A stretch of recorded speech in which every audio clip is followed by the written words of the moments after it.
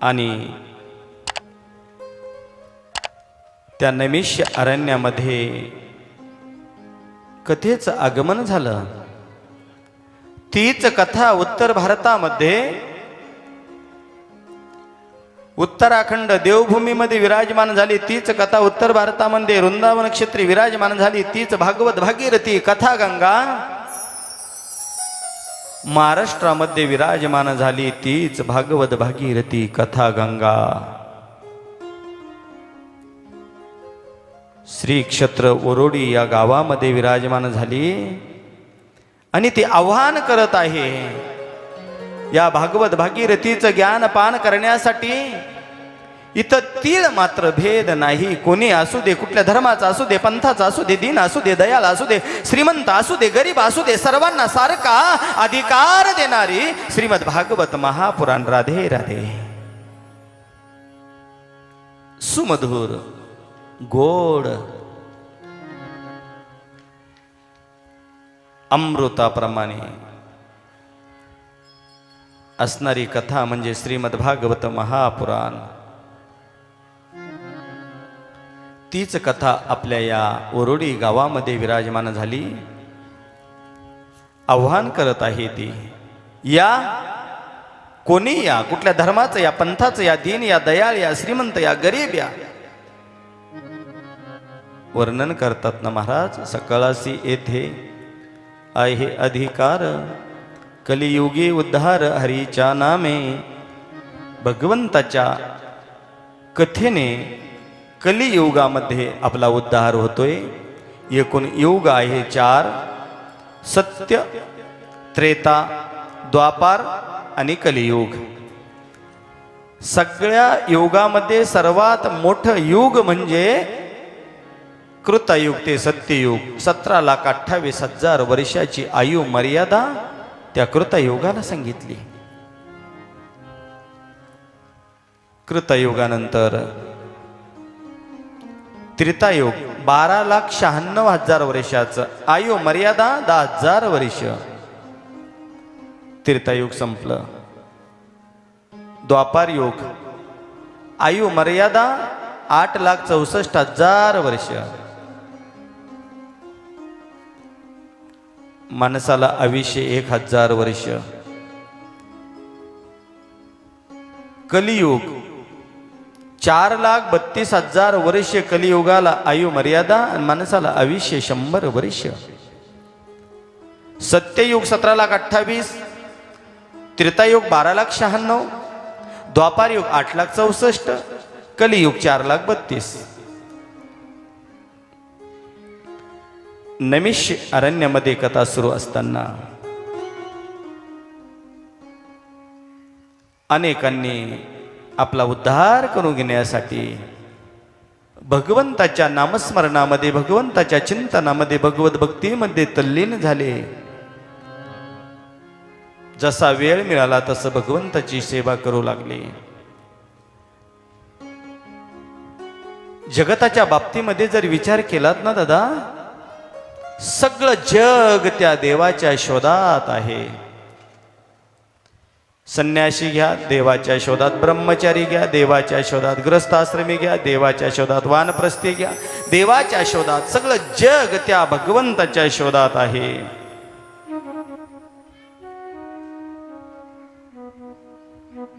संत महंत सिद्ध ऋषी या भागवत भागीरथीच्या शोधामध्ये 88,000 ऋषीचं ब्रह्मसत्र सुरू होतं। कारण कथा श्रवण करणं अनंत जन्माचं भाग्य पाहिजे, नाही का?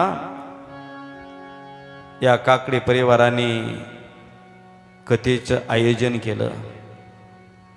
3 वर्षापासून अक्काचं चाललं होतं की कथा ठेवायची, कथा ठेवायची, कथा ठेवायची।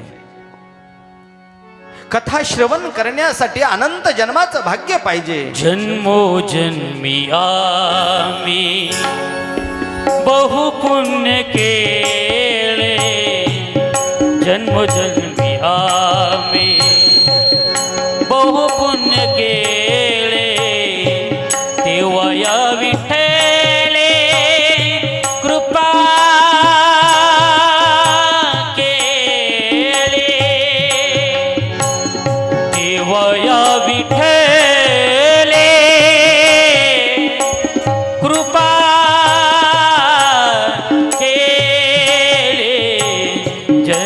जन्मी आम्ही बहु पुण्य केले जन्मोजन्मी आम्ही बहु पुण्य केले जन्मोजन्मी जन्मोजन्मी आम्ही.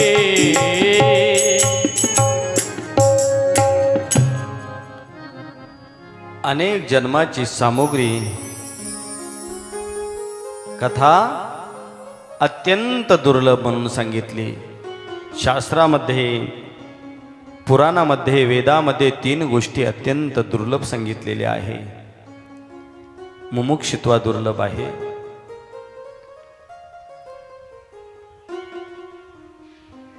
संताची संगत दुर्लभ आहे आणि मनुष्य देह मिळणं दुर्लभ आहे. तशी श्रीमद भागवत महापुराणाची कथा अत्यंत दुर्लभ आहे. दुर्लभ ही कथा लोके श्रीमद भागवतोद्भव कोटी जन्म समुत्थेन पुण्य नैव तु लभ्यते. कोटी जन्माच्या संचयाने, पुण्याने भागवत भागीरथीचं ज्ञानपान आपल्याला श्रवण करायला मिळतं. अनंत जन्माच्या भाग्याने या सगळ्या गोष्टी आपल्या जीवनामध्ये प्राप्त होतात. शास्त्राने 3 गोष्टी अत्यंत दुर्लभ सांगितल्या. मनुष्य देह मिळणं दुर्लभ आहे, संतांची संगत मिळणं दुर्लभ आहे आणि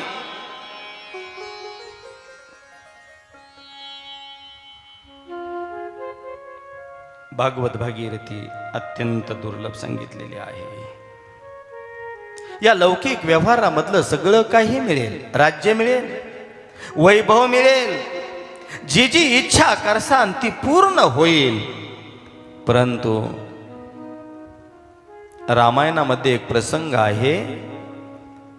गोस्वामी तुलसीदासजी म्हणतात, दादा ऐक ना रे, तुला सगळं काही मिळेल, राज्य वैभव सर्व काही मिळेल, परंतु खऱ्या संताची संगत मिळणार नाही रे दादा.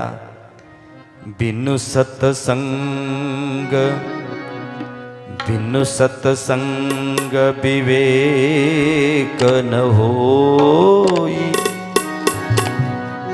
राम कृपे बिनु सुलभ न सोई.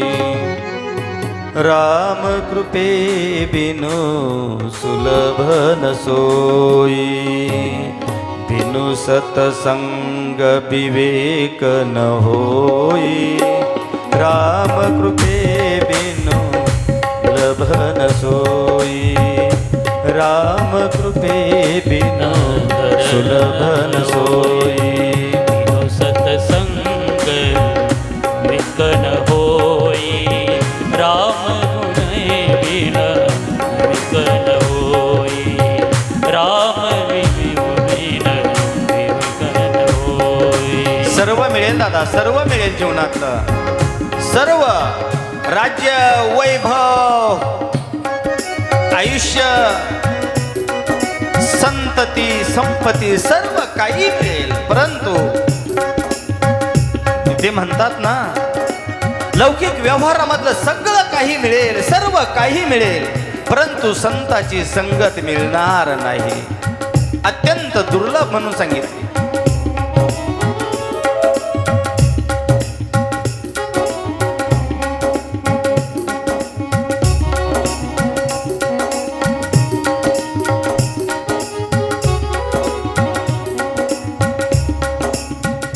भागवत भागीरथीचं ज्ञानपान आपल्याला घडतं.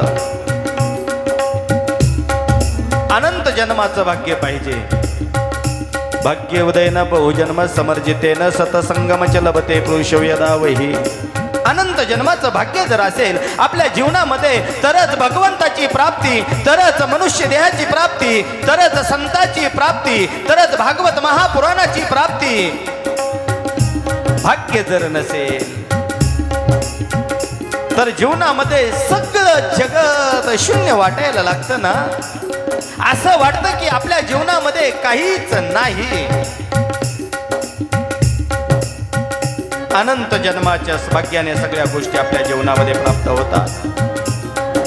कथा, कीर्तन, भजन, पूजन, नामस्मरण, सत्कर्म, दान, धर्म कशासाठी रे दादा करायचा? का करायचाच? ऐका, आपल्या जीवनामध्ये भक्तिमय वातावरण होण्यासाठी, भगवंताची प्राप्ती होण्यासाठी संताची संगत महत्वाची आहे.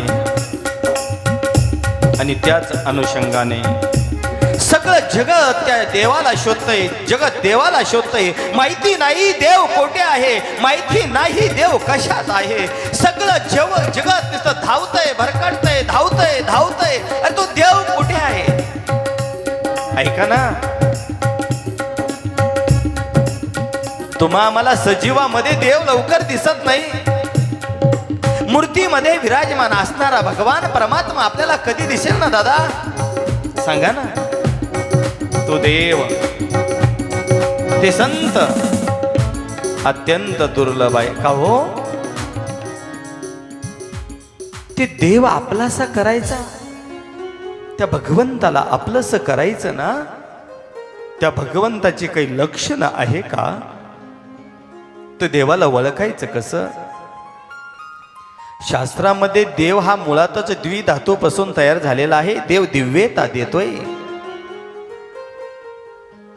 असं म्हणतात ना. देव आपल्याला दिव्यता देतोय. God is a light. देव प्रकाश रूप आहे, देव प्रकाशमान आहे, देव अनादि अनंत आहे, देव त्रिकालबाद रहित आहे. तो देव सत्य आहे ना, तो देव आहे. जो देव आहे तोच सत्य आहे. असा असणारा देव सत्य आहे. कसा आहेस तो देव? सच्चिदानंद रूपाय विश्वोत्पत्त्यादिहेतवे तापत्रय विनाशाय श्रीकृष्णाय वयं नुमः. देव सच्चिदानंद रूपाये, सत, चित आणि आनंद. देवाला सत्य म्हटलेलं आहे. सत्य का म्हटलं? देव हा त्रिकालबाद रहित आहे. तिन्ही कालामध्ये त्या भगवंताचा नाश होत नाही, म्हणून तो देव सत्य आहे ना दादा. त्रिकालबाद रहित म्हणून तो देव सत्य आहे. सत्यम शिवम सुंदरम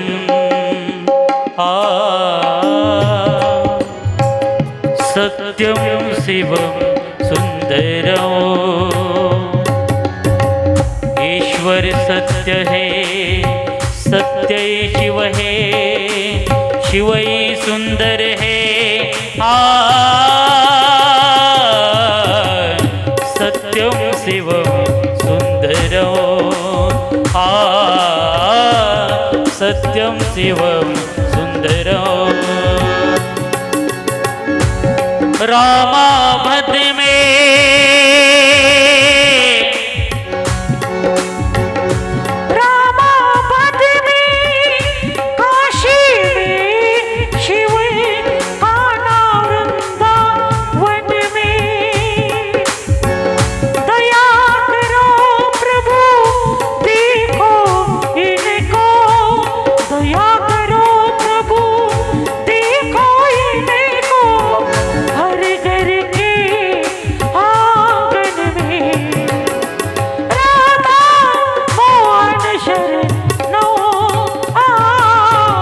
सत्यम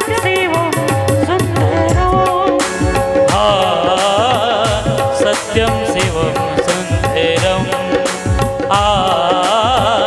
सत्यम शिवम सुंदरम.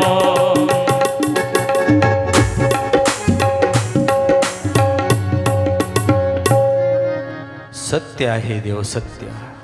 म्हणून त्या देवाला सत्य म्हटलेलं आहे. जो सत्य आहे ना तो देव आहे. सर्व वस्तूमध्ये तो भगवान परमात्मा आहे, म्हणून तो सत्य आहे. अंडज जारज सोयदेज उद्बीज जलचर खेचर भूचर सर्व प्राणी मात्रामध्ये तो आहे. देव नाही अशी जागाच दादा शिल्लक नाही. तो देव नाही का? आहे. स्त्रीमध्ये आहे, पुरुषामध्ये आहे, जडामध्ये आहे, चेतनामध्ये आहे, जलचरामध्ये आहे, खेचरामध्ये आहे, भूचरामध्ये आहे. सर्व प्राणी मात्रामध्ये तो भगवान परमात्मा विराजमान आहे असं वर्णन करतात. सर्वस्य चाहं हृदि सन्निविष्टो मतस्मृतिरज्ञानमपोहनं च. सर्वांच्या हृदयामध्ये असणारा तो भगवान परमात्मा. सर्वस्य चाहं हृदि सन्निविष्टो मतस्मृतिरज्ञानमपोहनं च वेदेची सर्वे रहमे वेदांत कृते देवे देवचाम. या उक्तीप्रमाणे तो भगवान परमात्मा, तो ईश्वर, तो देव सर्वांच्या हृदयामध्ये तो विराजमान आहे. मग असा असणारा सच्चिदानंद रूपाय सत म्हटलेला आहे. सत्पदते ब्रह्म, चिद पदते माया, आनंद पदते जया, मनते हरी. ऐसा असा असणारा देव सत्य आहेच. आणि असा असणारा देव सत्य आहे, म्हणून त्या सत्य असणाऱ्या देवाची पूजा, देवाचं संकीर्तन, देवाची कथा आपल्या जीवनामध्ये अत्यंत दुर्लभ आहे. मग असा असणारा देव सच्चिदानंद रूपाय विश्वोत्पत्त्यादिहि तवे, जो सच्चिदानंद घन परमात्मा, आनंद रूप घनश्याम परमात्मा सच्चिदानंद रूपाय, त्याचं कार्य विश्वोत्पत्त्या दिहितमे, या विश्वाची उत्पत्ती, पालन, संहार करणारा तो देव आहे ना, म्हणून तो सत्य आहे. विश्वोत्पत्त्या दिहितमे करतो काय? तापत्रय विनाशाय श्रीकृष्णाय वयम नुमः नुमः. म्हणजे त्या भगवंताला नमस्कार करतात, त्या देवाला नमस्कार करतात, त्या ईश्वराला नमस्कार करतात. श्रीकृष्णाय वयम नुमः. विश्वोत्पत्त्या, विश्वाची उत्पत्ती, पालन, संहार करणारा तो देव आहे. एकाकडं कार्य आहे या जगाची उत्पत्ती करणे, दुसऱ्याकडं कार्य आहे जगाचं पालन करणे, तिसऱ्याचं कार्य आहे की या जगताचा संहार करणे. उत्पत्ती, पालन आणि संहार करणारा तो देव आहे ना, तो सत्य आहे. तोच देव त्रिकाल बाद रहित आहे. आणि अशा देवाचा तिन्ही कालामध्ये कधीच नाश होत नाही, म्हणून तो देव सत्य आहे. सत्य तू, सत्य तू, सत्य तू विठ्ठला. हे देवा, हे भगवान परमात्मा, तुम्ही सत्य आहात, अनादि अनंत आहात, त्रिकालबाद रहित आहात. तिन्ही कालामध्ये देवा तुमचा नाश होत नाही, म्हणून त्या भगवंताचं वंदन करतात, नमन करतात. आणि भागवत कथा अमृतपान करण्यास कुशल अंतकरणाचे सूतजी शौनकादी मुनी सूतजींना म्हणाले, हे सूतजी मुनी, तुम्ही ज्ञानवान आहात, भक्तिवान आहात. सूतजी, तरी कृपा करून आम्हाला अशी अमृत कथा सांगा की त्या भगवान गोपाल श्रीकृष्ण परमात्म्याची प्राप्ती आम्हाला तत्काळ झाली पाहिजे. आमच्या जीवनातील अंधकार निघून गेला पाहिजे, आम्हाला भगवंताची प्राप्ती झाली पाहिजे.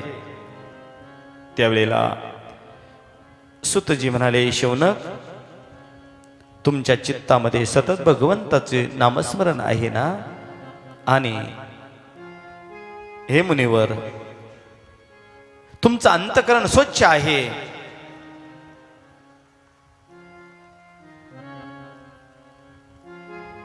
अखंड प्रेमधारा त्या भगवंताची तुमच्या अंतकरणामध्ये आहे. ती कथा मी सांगतो.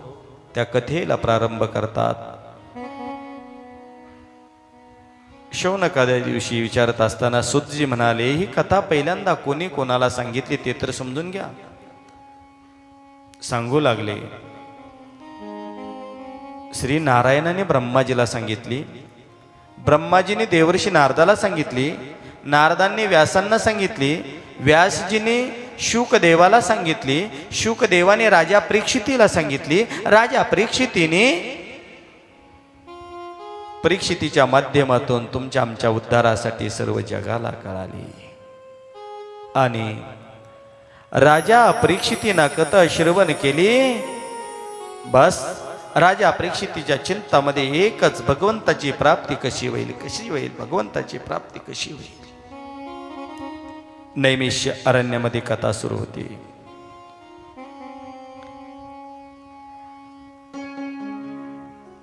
कथेला प्रारंभ झाला आणि ही अलौकिकता पाहून देवलोक स्वर्गामधून विराजमान झाले. असं म्हणतात ना, कथेला जायचं असलं की रिकाम्या हाताने जाऊ नये, काहीतरी सोबत नेलं पाहिजे. भगवंताकडे संताकडे जायचं असलं म्हणजे रिकाम्या हाताने जाऊ नये, काहीतरी नेलं पाहिजे. म्हणून स्वर्ग लोकामधून देवलोक निघाले. कथा श्रवण करायची. शुकदेवजी स्वामी राजा परीक्षितीला कथा सांगत आहे. एवढा अलौकिकता त्या कथेचा भाग पाहिला. अरे अनेकाचा उद्धार कथा श्रवणाने झाला, अनेक दोष कथा श्रवणाने नष्ट झाले. आणि त्यावेळेला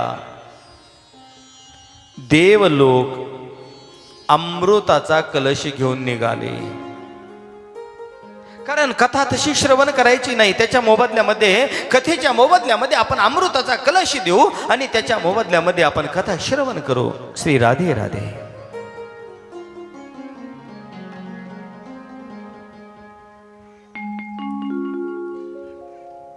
शुकदेवाच्या ज्ञान मंदिरामध्ये आगमन झालं.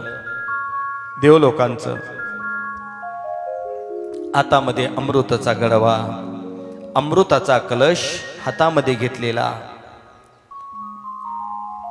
नतमस्तक झाले, दर्शन घेतलं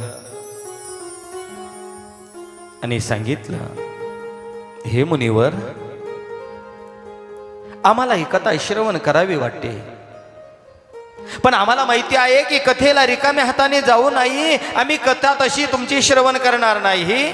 मग हे बघा, आम्ही अमृताचा गडवा आणला, अमृताचा कलश आणला आणि अमृत भरलेला गडवा आम्ही तुम्हाला देतो. त्याच्या मोबदल्यामध्ये आम्हाला श्रीमद भागवत कथा सांगा. शुकदेवजी स्वामी होते ते. शुकदेवाने सांगितलं, वर बघितलं, इकडे बघितलं, डावीकडे बघितलं, उजवीकडे बघितलं आणि सांगितलं, रे रे रे, अमृताच्या मोबदल्यामध्ये श्रीमद भागवत कथा. तुम्ही शरण आले असते तरी तुम्हाला सांगितली असती, पण तुम्ही म्हणता की अमृताच्या मोबदल्यामध्ये आम्हाला श्रीमद भागवत कथा सांगा. त्यावेळेला शुकदेवाला राग आला. शुकदेवाने सांगितलं, जा, तुम्ही मूर्ख आहात, तुम्ही अभक्त आहात. अभक्ताला श्रीमद भागवत कथा श्रवण करण्याचा योग मिळत नाही, संधी प्राप्त होत नाही. का? श्रीमद भागवत कथा श्रवणासाठी अनंत जन्माचं भाग्य पाहिजे. अनंत जन्माच्या भाग्याने त्या भगवंताची प्राप्ती आपल्या जीवनामध्ये आपल्याला होते ना. अहो मुनिवर, हे अमृताचा कलश घ्या, गडवा घ्या, याच्या मोबदल्यामध्ये आम्हाला श्रीमद भागवत कथा सांगा. शुकदेवजी स्वामीला राग आला. शुकदेवजी बोलू लागले, देवलोक म्हणतात ऐकलंच आम्ही, कथा श्रवणाने राजा परीक्षितीला मुक्ती प्राप्त झाली. हे मुनिवर, आम्हाला कथा सांगा ना. शुकदेवाने सांगितलं, तुम्ही अभक्त आहात, कथेची आणि तुमच्या अमृताची तुलना तुम्ही करू नका. अमृताच्या तुलनेच्या फार पुढे असणारी ती श्रीमद भागवत कथा आहेस. शुकदेवजी स्वामीचे उद्गार आहे, को सुदा को कथा लोके को काच को मनीर्मह ब्रह्म रातो विचार्यम.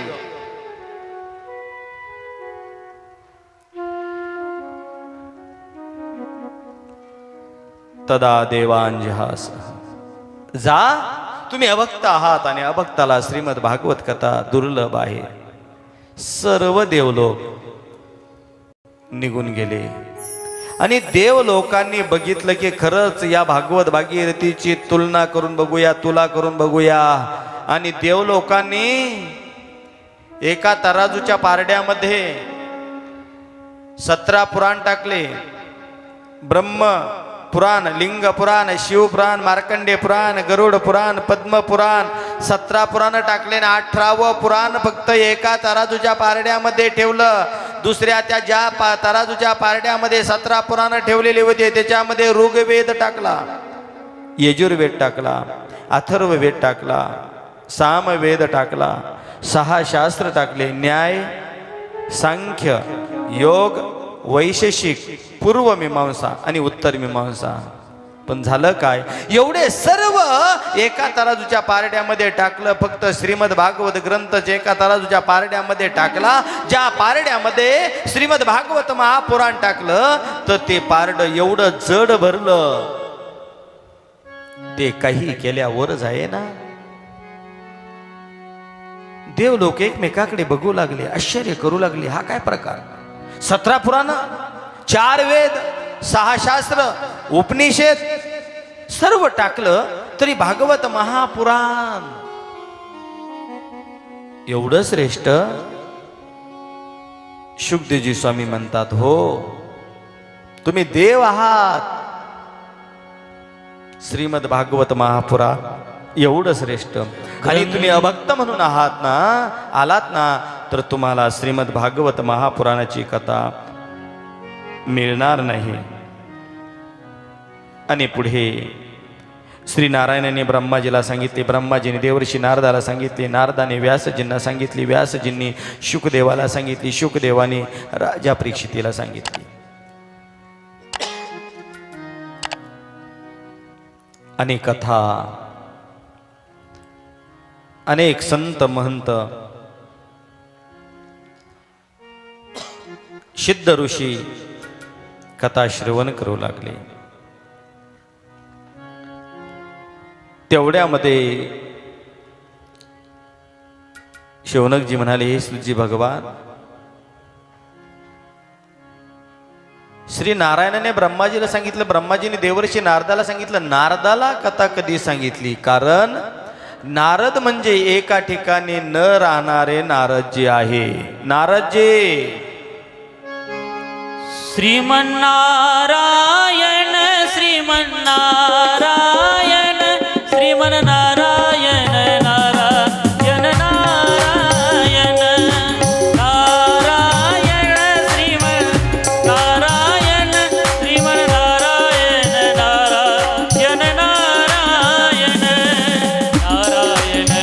नारायण नारायण श्रीमन्नारायण नारायण नारायण नारायण श्रीमन्नारायण श्रीमन्नारायण नारायण नारायण.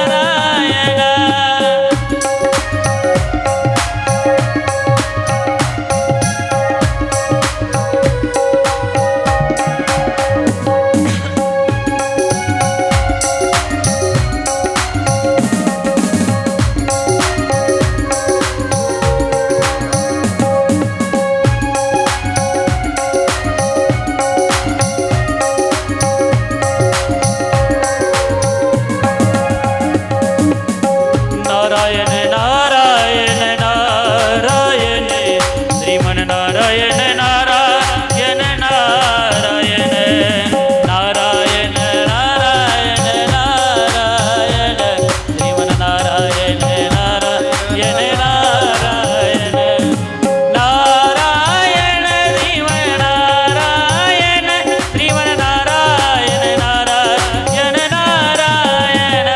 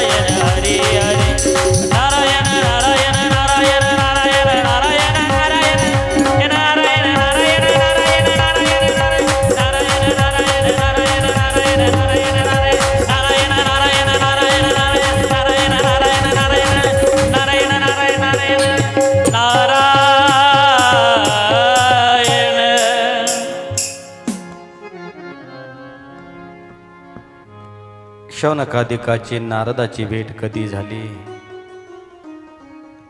आणि ही श्रवण करण्याची गोडी त्यांना कशी उत्पन्न झाली.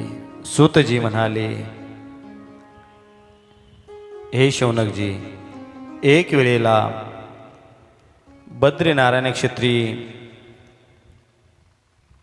ब्रह्माजीचे हे 4 मानस पुत्र सनक, सानंद, सनातन आणि सनत कुमार, हेला सनकादिक असं म्हणतात. त्यांची भेट कधी झाली? बद्रीनारायण क्षेत्री झाली. आणि नारदांकडे बघितलं, नारदांच्या चेहऱ्यावरती उदासीनता दिसू लागली.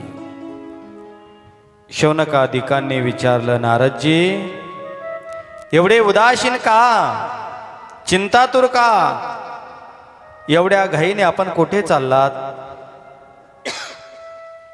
ओ कोठून आलात? हे अशा आपल्यासारख्याच्या आसक्तीरहित महापुरुषाला शोभत नाही. कशाची चिंता करता तुम्ही?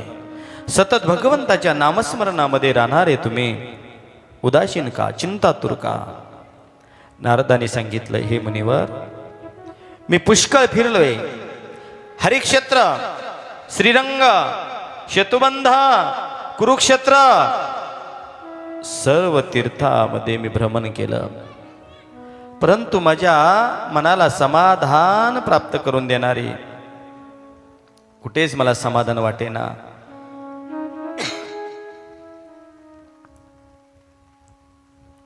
उलट फिरत असताना ते नास्तिक लोक आस्तिकांना त्रास देत होते. खोटं राजचिन्ह धारण करून मी राजा आहे बिरवत होते. लबाड सांगून मी काही वेगळं आहे हे सांगत होते. नारदजी म्हटले, हे मुनिवर, इथे आता सत्य, तप, पावित्र्य, दया, दान राहिलं नाही. प्रत्येक जण व्यस्त आहे. सत्यम नासती तपः, इथं सत्य नाही. घराघरांमध्ये स्त्रियांचे राज्य आणि इकडे कल्लाहा, धनाने अत्यंत लोभी झालेले माणसं.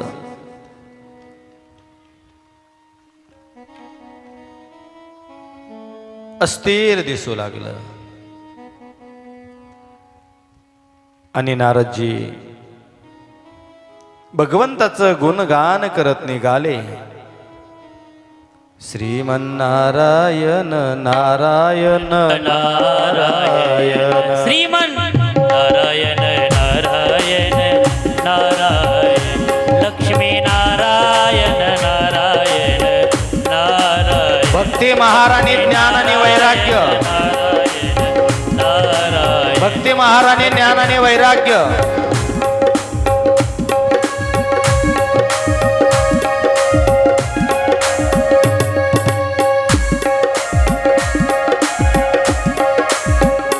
लक्ष्मी नारायण नारायण नारायण, सत्य